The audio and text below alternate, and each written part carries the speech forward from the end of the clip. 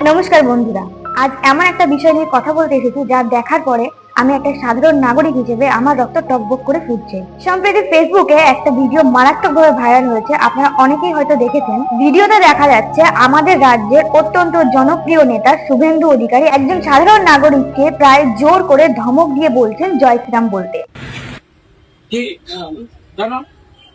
কেন জয় বাংলা?